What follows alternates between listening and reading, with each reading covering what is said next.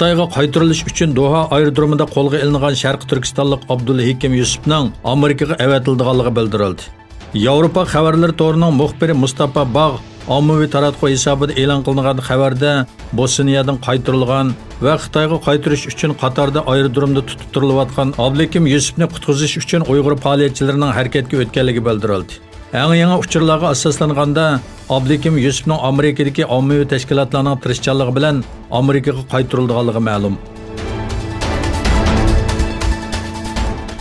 Xitoy hukumatı 31-iyul bayonot axborot e'lon qilish yig'ini o'tkazib, atalmış tarbiyalash markazlari nomidagi yig'ilish lagerlariga qamalgan musulmonlarning ko'pinchisining uyiga qaytganligini e'lon qilgan edi.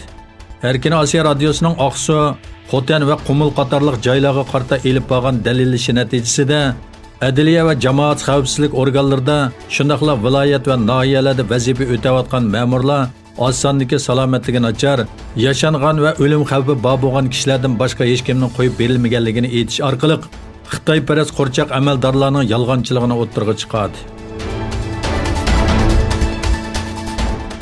Xitoyning Hong Kong alayida ma'mur rayonida gumondorlarning Xitoyga qaytarilishiga yo'l ochadigan qonun loyihasiga qarshi 10 minglagan kishining qatnashishi bilan elib berilgan namoyish jarayonida bir to'p kishi tarixiy Viktoriya portidagi Xitoy bayrog'ini tushiryapti. Janubiy Xitoy sargizning xabar qilishicha, 4 nafar qora kiyim kiygan namoyishchi Viktoriya portida momga yamishib chiqib, Xitoy bayrog'ini tushirayotgan. Amerika prezidenti Donald Trumpning Venezuelani qamal qilish va ayirib etish haqidagi bayonotidan keyin Venezuela prezidenti Maduro Venezuelaning Birlashgan Davlatlar Tashkilotidagi doimiy turishliq vakili Monjadani bu haqda Birlashgan Davlatlar Xavfsizlik kengashiga iltimos qilishga o'rlashtirdi. Maduro Venezuelani qamal qilmoqchi bo'lsanglar, qarshi turishga biz tayyor dedi.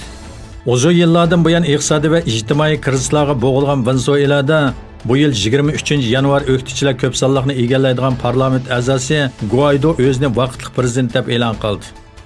Amerika va nurg'ulg'an Latin Amerikasi va G'arb davlatlari uni qo'llaydiganligini e'lon qildi.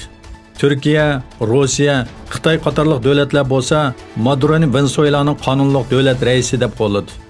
Moskva Guaidoning prezidentlik salohiyatining kuchga ega emasligini e'lon qilgan edi.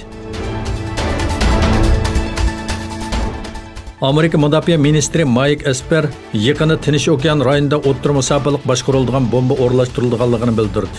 Amerika Donald Trump hukumati o'rta manzillik yadro qurollari kelishimidan rasmiy chekinib chiqqandan keyin Amerika Mudofaa ministri Mark Esper Avstraliya safarda aerodromda muxbirlarning ziyoratini qabul qilganda bir qancha oy ichida o'rta manzillik boshqariladigan bomba o'rnashtirilganligini aytdi.